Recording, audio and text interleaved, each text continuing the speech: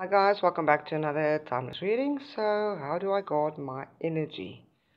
Know that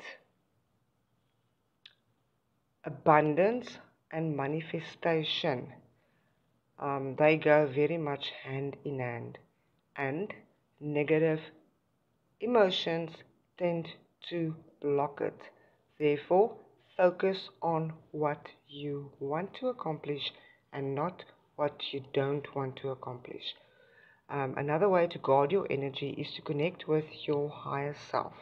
Connect with your soul and your soul family. Those people that have got the same high frequency as you have.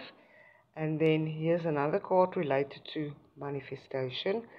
Master time. Time management can help you to get to where you need to be much quicker. Thank you guys, and I will see you soon. Bye bye.